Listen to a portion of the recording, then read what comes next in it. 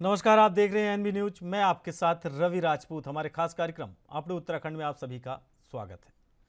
वहीं भारत रत्न पंडित गोविंद वल्लभ पंत के 135वें जन्मदिन पर मुख्यमंत्री पुष्कर सिंह धामी ने उन्हें श्रद्धांजलि अर्पित की। महान विभूति बताया, राजधानी देहरादून में सर्वे चौक स्थित IRDT सभागार में आयोजित कार्यक्रम में सीएम धामी ने कहा कि भारत रत्न गोविंद वल्लभ पंत द्वारा देश के लिए किए गए योगदान कि शायद कोई शख्स ही परिचित ना हो। इस दौरान मुख्यमंत्री धामी ने कहा कि पंडित गोविंद वल्लभ पंत जी ने सफल नेतृत्व कर देश को बढ़ाने के लिए काम किया था और सरकार भी उनके कार्यों से प्रेरणा लेकर उत्तराखंड और देश को आगे बढ़ाने का काम कर रही है।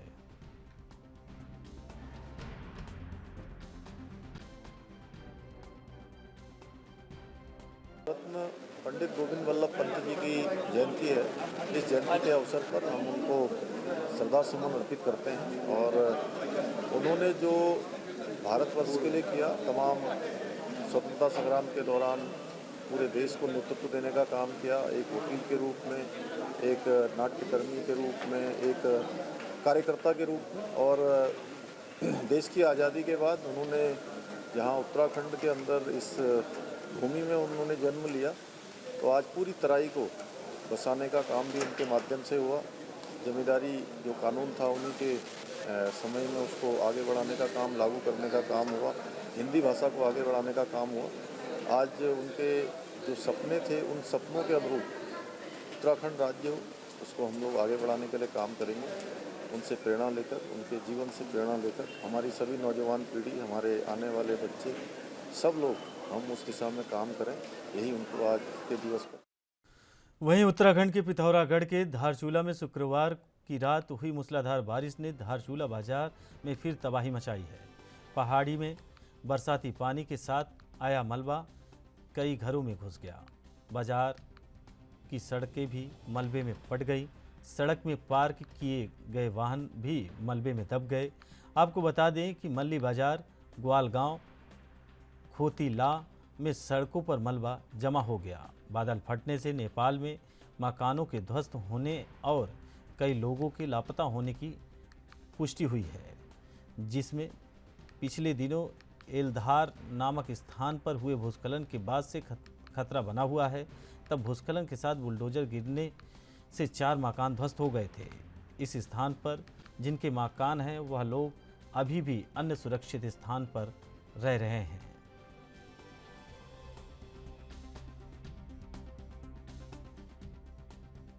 वहाँ पर अतिवृष्टि होने से, चूँकि वैसे तो उस क्षेत्र में प्रत्येक वर्ष भूस्खलन की और आपदा की घटनाएं होती थी, लेकिन कल रात्रि को, देर रात्रि को 55 जो परिवार हैं, वो परिवार पूरी तरह से वहाँ पर नुकसान हो गया है, पूरी तरह से वो बह गए हैं। और हम लोग लगातार वहाँ पर संपर्क में हैं। हमारे पूरे प्रशासन के लोग लगे हुए हैं, सभी अधिकारीगण लगे हुए हैं और मैं भी स्वयं लगातार उनसे वार्ता कर रहा हूँ। हमारा प्रयास है कि अभी स्थिति को, चूँकि इस समय में जो भी बचाव काम है, राहत का काम है, वह सब किया जा रहा है और जल्दी उस क्षेत्र के लिए जो है हम लोग जो भी सबसे अच्छा हो सकता है उनके लिए प्रयास कर रहे हैं। उत्तराखंड राज्य अधीनस्थ सेवा चयन आयोग द्वारा लगभग 7,000 पदों पर गतिमान भर्ती प्रक्रिया राज्य लोक सेवा आयोग को हस्तांतरित करने के संबंध में कैबिनेट के प्रस्ताव पारित हो गए हैं। वहीं मामले पर सीएम धामी ने बताया कि भर्ती परीक्षाओं की शुचिता और गरिमा बनाए रखने के लिए राज्य सरकार हर संभव कदम उठाएगी। उत्तराखंड राज्य अधीनस्थ सेवा चयन आयोग द्वारा लगभग 7,000 पदों पर गतिमान भर्ती प्रक्रिया राज्य लोक सेवा आयोग को हस्तांतरित करने के संबंध में कैबिनेट से प्रस्ताव पारित हो गया है। मुख्यमंत्री धामी के निर्देश हैं कि भर्ती परीक्षाओं की शुचिता और गरिमा बनाए रखने के लिए राज्य सरकार हर संभव कदम उठाएगी। इसी दिशा में आगे बढ़ते हुए सरकार ने इन भर्तियों को राज्य लोक सेवा आयोग से कराने का निर्णय लिया है। मुख्यमंत्री ने शीघ्र ही भर्ती परीक्षाओं का एक कैलेंडर जारी कर भर्ती प्रक्रिया प्रारंभ करने के निर्देश दिए हैं। मुख्यमंत्री धामी के निर्देश है कि वर्तमान विज्ञापित पदों के साथ साथ राज्य सरकार के सभी विभाग एक निश्चित समय सीमा के भीतर अपने यहाँ सीधी भर्तियों के रिक्त पदों की सूची बनाते हुए आयोग को उपलब्ध कराएं, जिससे भविष्य की परीक्षाओं का भी एडवांस कैलेंडर जारी किया जा सके। देखिए, लंबे समय से हमारे सभी नौजवान युवा, हमारे बेटे बेटियां जो रोज़गार की तलाश में थे, उनको निराश नहीं होना पड़ेगा। हमने आज कैबिनेट में फैसला लिया है कि जो अभी तात्कालिक रूप से 7,000 भर्तियां जिनको अधीनस्थ सेवा चयन आयोग से होना था, वहां पर जांच इत्यादि होने के कारण से उन भर्तियों में कोई विलंब न हो, इसलिए 7 की 7,000 भर्तियां लोक सेवा आयोग से जल्द कराने का हमने निर्णय लिया है।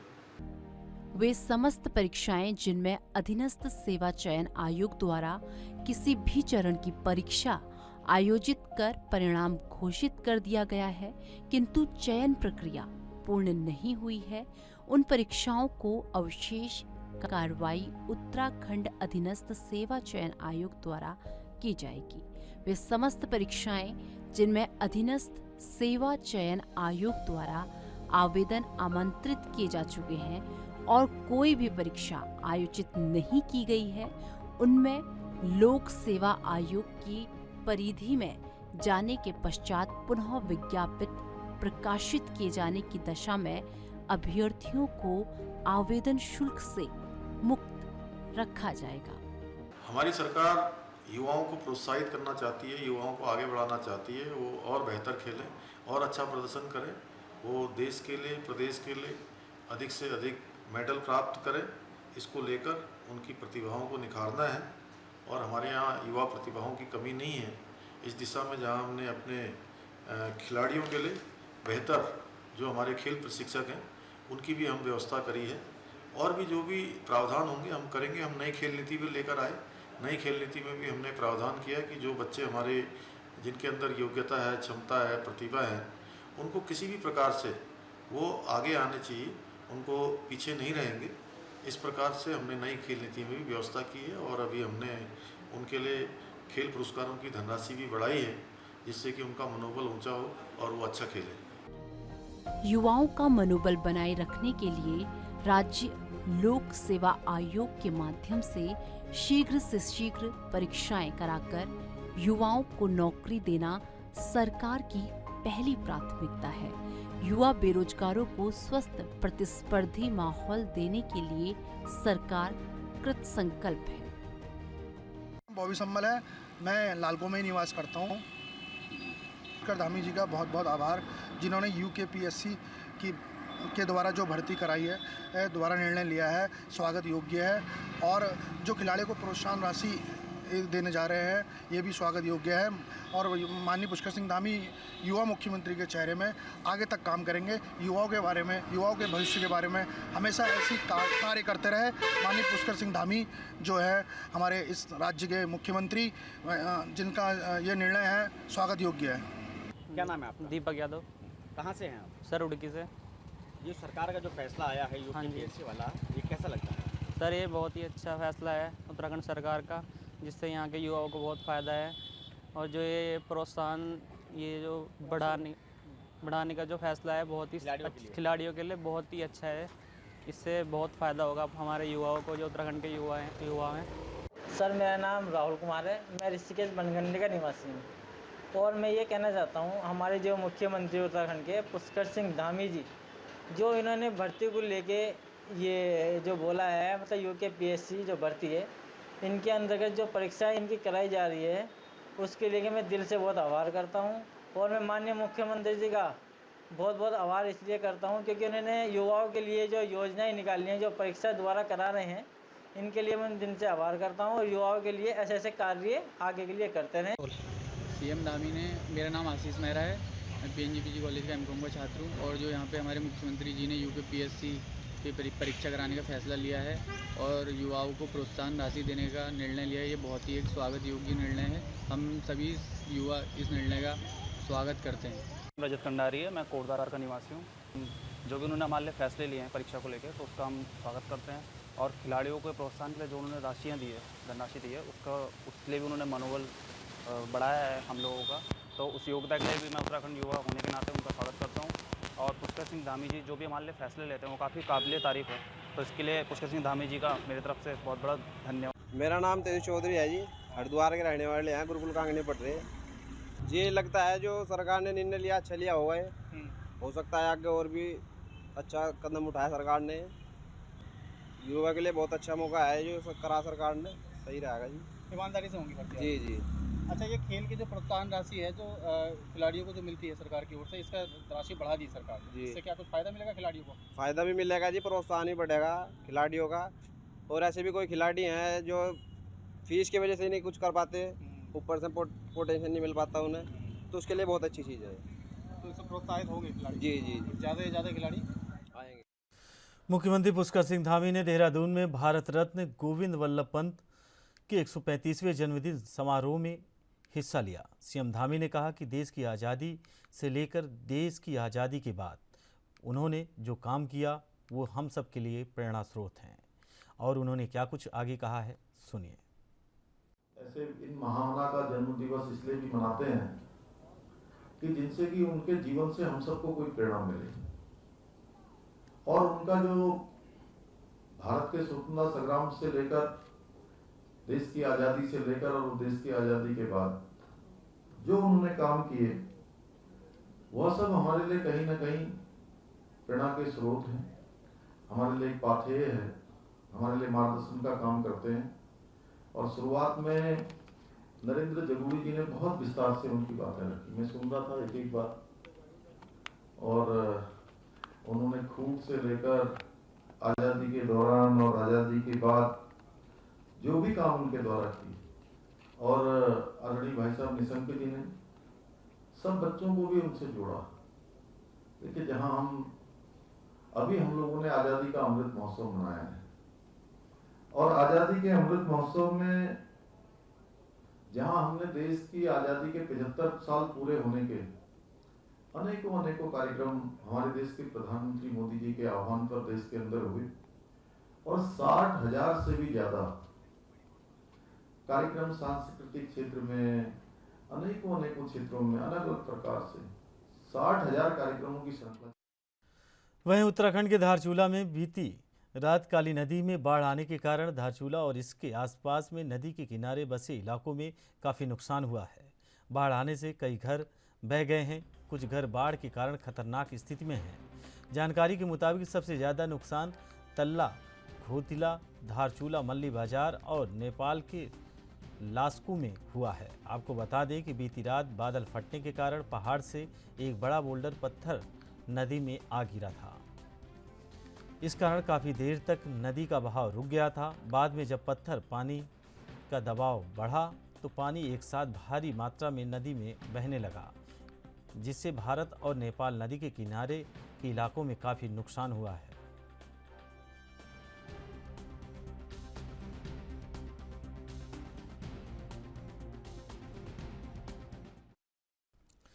वहीं नशे की लत को पूरा करने के लिए घर पर लगी सोलर लाइट चोरी करने वाले 3 आरोपियों के रायवाला पुलिस ने गिरफ्तार कर लिया है। आरोपियों के कब्जे से चोरी की गई 2 बैटरी भी बरामद की है।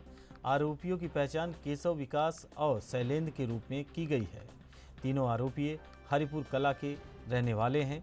केशव और शैलेंद्र पहले भी चोरी के मामले में जेल की हवा खा चुके हैं। पुलिस ने आरोपियों को न्यायालय में पेश किया, जहां कोर्ट ने उन्हें जेल भेज दिया।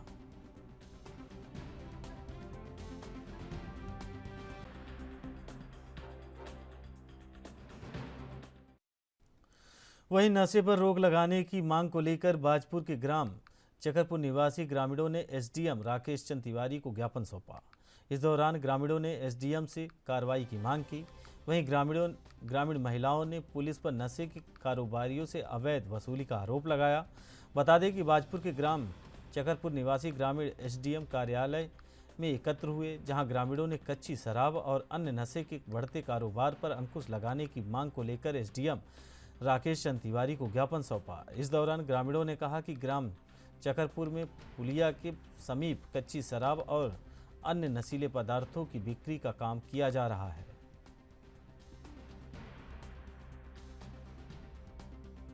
कई बार हम थाने में आए हैं, पुलिस वाले जाते हैं, पैसे लेकर चले आते हैं। उन्होंने आज तक उनका कुछ नहीं करा। दारू भी दी पकड़ के और गाड़ी भी दी दारू वाले जो दारू लेकर आता है। और हम थाने में बताएं आपको, चल के चलो। हमने ये ज्ञापन दिया है कि हम यहाँ आए हैं, इसलिए आए हैं क्योंकि हमारे चकरपुर में जो है नशा है, दारूबाजी है और क्या नाम जुआबाजी है और लड़ाई होती है, तो इस वजह से घर में आदमी लोग जो है कलेश करते हैं। और तो वहीं उत्तराखंड के पूर्व मुख्यमंत्री त्रिवेंद्र सिंह रावत ने यूके SSSC भर्ती जांच और विधानसभा बैकडोर भर्ती जांच प्रकरण में मुख्यमंत्री पुष्कर सिंह धामी सरकार की तारीफ की है। पूर्व सीएम त्रिवेंद्र सिंह रावत ने कहा, भर्ती प्रक्रियाओं की जांच सही दिशा में चल रही है और मुख्यमंत्री ने इसमें सही फैसला लिया है। आपको बता दें कि पूर्व सीएम त्रिवेंद्र सिंह रावत विधानसभा अध्यक्ष रितु खंडूरी की भी तारीफ करते हुए कहा कि उन्होंने जिस तरह से मुख्यमंत्री के निवेदन पर जांच कमेटी का गठन किया, इससे उम्मीद है कि जांच पारदर्शी होगी और दूध का दूध पानी का पानी होगा।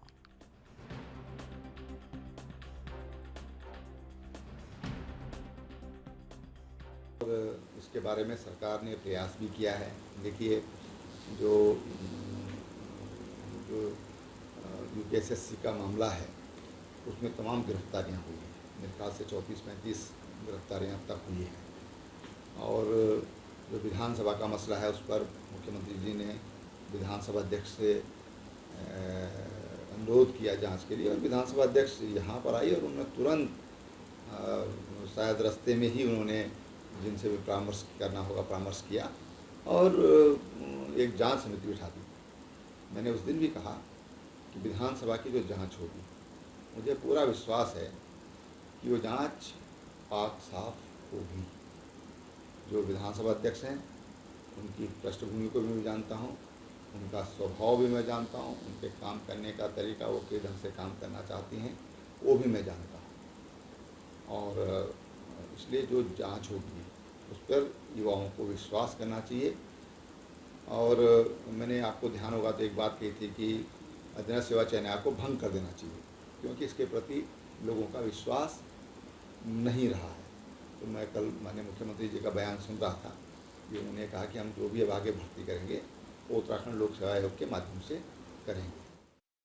उत्तराखंड के दिनेशपुर में नगर पंचायत परिसर के सामुदायिक सभागार में पंडित गोविंद वल्लभ पंत की जयंती मनाई गई, जहां नगर पंचायत बोर्ड और बीजेपी कार्यकर्ताओं ने पंडित गोविंद वल्लभ पंत के चित्र पर पुष्पांजलि अर्पित की।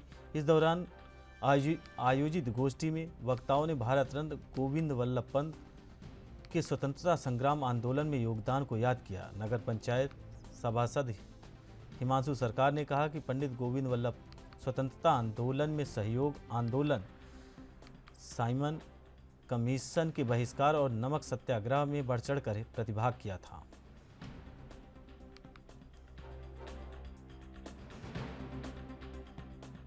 हमारे देश के महान स्वतंत्रता संग्राम सेनानी पंडित गोविंद वल्लभ पंत का जन्म दिवस है। इस अवसर पर दिनेशपुर नगर पंचायत में बड़े हर्षोल्लास से और स्कूली बच्चों का सांस्कृतिक प्रोग्राम के साथ आज बहुत सुंदर कार्यक्रम संपन्न हुआ। और इस देश को ऐसे स्वतंत्र संग्राम सेनानी जो तराई को बचाने में अपना जीवन भी त्याग किया, और कहीं ना कहीं तराई में आज जो ज़मीनें हैं उन्हीं की जब दी हुई, उनकी विरासत की दी हुई ज़मीन जिसमें हम लोग बसर करते हैं, ऐसे पूर्ण आत्मा को हम लोग श्रद्धा सुमन अर्पित करते हैं। आज दिनेशपुर नगर पंचायत सभागार में हमारे देश के महान युवती गोविंद वल्लभ पंत जी का जन्म दिवस बड़े हर्ष उल्लास के साथ मनाया गया है। उन्होंने देश के आज़ादी में बढ़ चढ़ के काम किया है। देश के लिए आज़ाद करने के लिए, ये देश के आज़ाद होने के साथ साथ उत्तर प्रदेश के प्रथम मुख्यमंत्री बने। इन्होंने कई बार रक्षा मंत्री भी रहा।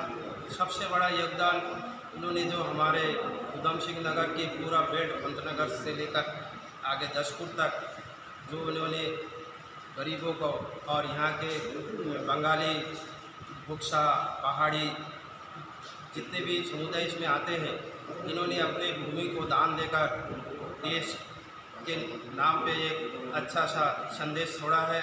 और आज जयंती है और हमारे पूरे क्षेत्र में बड़े हर्ष और उल्लास के साथ इनकी जयंती मनाया जा रहा है, क्योंकि इन्होंने जो ये भूमिका दिया है कि पूरे उधम सिंह नगर से लेके अभी दूर दूर तक इन्होंने जो भूमि हम जनता को दान दिया है उसके लिए हम जिंदगी भर एवं हमारे इस क्षेत्र के सभी क्षेत्रवासी उनकी ऋणी है कि उन्होंने एक महान व्यक्ति ने हम सभी जनता को यहाँ पे बसाया है, उसके लिए हम बहुत बहुत आभार। वहीं उत्तराखंड के हल्द्वानी के तिकुनिया स्थित पंत पार्क में भारत रत्न पंडित गोविंद वल्लभ पंत की 135वीं जयंती मनाई गई। गोविंद वल्लभ पंत समिति ने इस कार्यक्रम का आयोजन किया। इस दौरान पार्क में स्थित गोविंद वल्लभ पंत की मूर्ति पर माल्यार्पण और दीप प्रज्वलित किया गया, जिसमें स्कूली बच्चों ने सांस्कृतिक कार्यक्रम प्रस्तुत किए। वहीं इस दौरान हल्द्वानी मेयर जोगेंद्र रौतेला, विधायक सुमित हृदय, कार्यक्रम के संयोजक रेणु जोशी और एसडीएम मनीष कुमार ने कहा कि भारत रत्न पंडित गोविंद वल्लभ पंत का जीवन हम सभी के लिए प्रेरणा स्रोत है।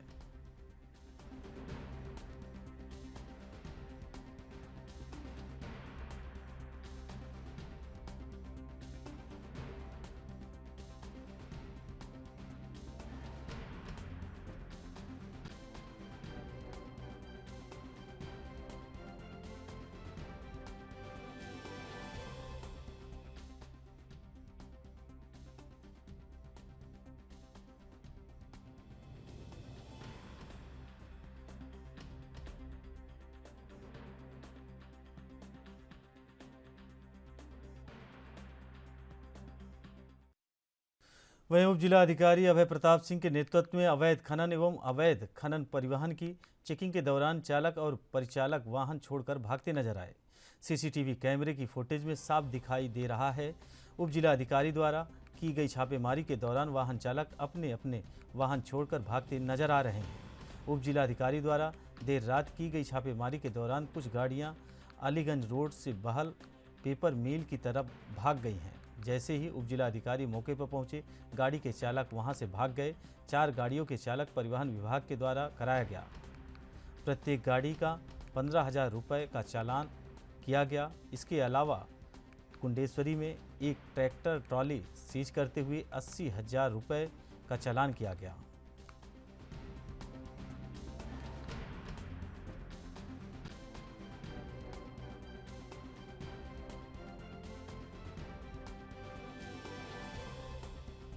बताना चाहूँगा आपको, जिलाधिकारी महोदय के आदेश के क्रम में और क्षेत्र में जो विभिन्न शिकायतें प्राप्त हो रही थी कि अवैध परिवहन और अवैध खनन दोनों हो रहा है, तो इसको लेके अभियान चलाया जा रहा है।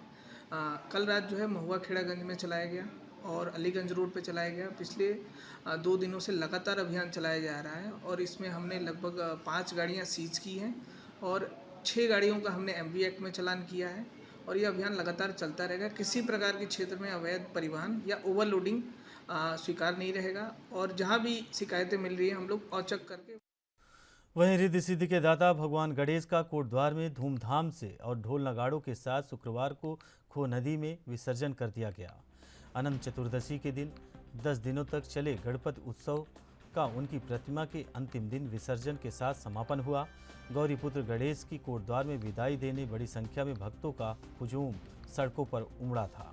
कोटद्वार में सिद्धबली मंदिर के समीप शुभ मुहूर्त में गजानन को खो नदी में विधिवत पूर्वक जल में विसर्जित किया गया।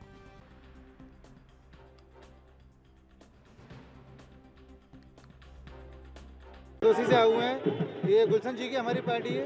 ये उत्तराखंड में कोटद्वार में जो आए हुए हैं हम विसर्जन के लिए, बहुत अच्छा लगा, बहुत खुशी महसूस हुई हमें इस बात की और भगवान की कृपा से हम आते रहे हर साल। हमारा नाम है राजू और हमारे कमेटी जो अध्यक्ष हैं सारे लोग बहुत अच्छे हैं, सब बेसिस पे मना रहे हैं और हर बार की तरह इस बार भी हमने धूमधाम से ही मनाया है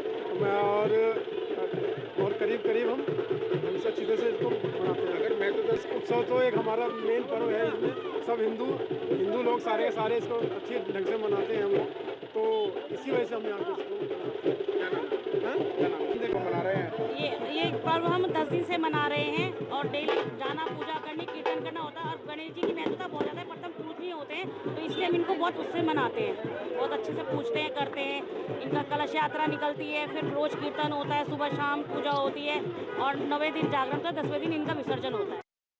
उत्तराखंड के हरिद्वार के पतरी थाना क्षेत्र में पड़ने वाले फूलगढ़ गांव में संदिग्ध शराब पीने से 4 लोगों की मौत का मामला सामने आया है। आपको बता दें कि शराब का सेवन करने से कुछ लोगों की तबीयत भी बिगड़ी हुई है।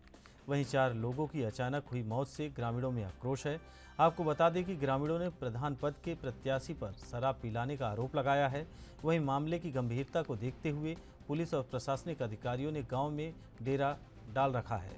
वहीं पुलिस ने शव को कब्जे में लेकर मृतकों के शवों को पोस्टमार्टम के लिए भेज दिया है। एसएसपी योगेंद्र रावत ने बताया कि 4 मृतकों के शवों को पोस्टमार्टम के लिए भेजा गया है। मामले की जांच जारी है।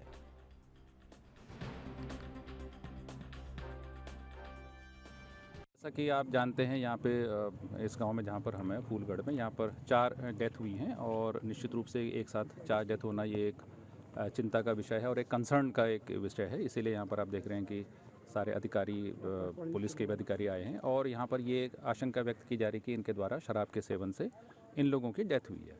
अब ये शराब किस प्रकार की थी, ये एक्सेसिव शराब है, ज़्यादा पीने से डेथ हुई है या इसमें किसी प्रकार का कोई गड़बड़ थी, तो इसके लिए हम लोगों ने तुरंत यहाँ पहुँच के जो सारे जो डेड बॉडीज़ थी इनको पोस्टमार्टम के लिए हम भिजवा रहे हैं, जो यहाँ पर अभी उपलब्ध हैं। इनको रोका गया जबकि भी अपने अंतिम संस्कार के लिए जा रहे थे। यद्यपि इन लोगों के द्वारा कहा जा रहा है कि ये लोग बीमार थे, वृद्ध थे, लेकिन हम लोग इन सबका पोस्टमार्टम करा रहे हैं और पोस्टमार्टम करने के बाद ये स्थिति स्पष्ट हो पाएगी कि इनकी मृत्यु का वास्तविक कारण।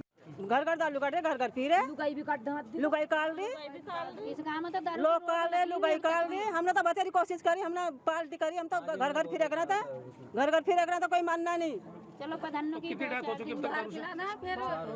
4 है। गलत बात तो ये है, जितने भी प्रत्याशी हैं वो किस प्रकार के दारू कहाँ से ला रहे हैं, कैसे बना रहे हैं, ठीक है। नंबर 2, कुछ लोग ऐसे भी हैं जो सोचते हैं कि यार फ्री की दारू मिलनी है, ओवरडोज होने के कारण भी हो सकता है ये, ठीक है जी। और कुछ जांच होने के बाद ही पता चलेगा कि भाई दारू का क्या मैटर है, कैसे मिलावट है, कुछ क्या है, कैसे है। नंबर 2 बात ये है, जितने भी प्रत्याशी हैं ये सभी पिला रहे हैं, एक नहीं है, ये सारे पिला रहे हैं। अगर कानूनी कार्रवाई होनी तो सारी जितने प्रत्याशी सब पे होनी चाहिए। गाँव के और युवाओं की यही मांग है कि जितने भी प्रत्याशी हैं सब पे होनी चाहिए। अभी देखो, अभी जो आपके साथ फिलहाल आप उत्तराखंड में हमारे साथ इतना ही। बाकी खबरों से जुड़े रहने के लिए देखते रहिए ANB न्यूज़। नमस्कार।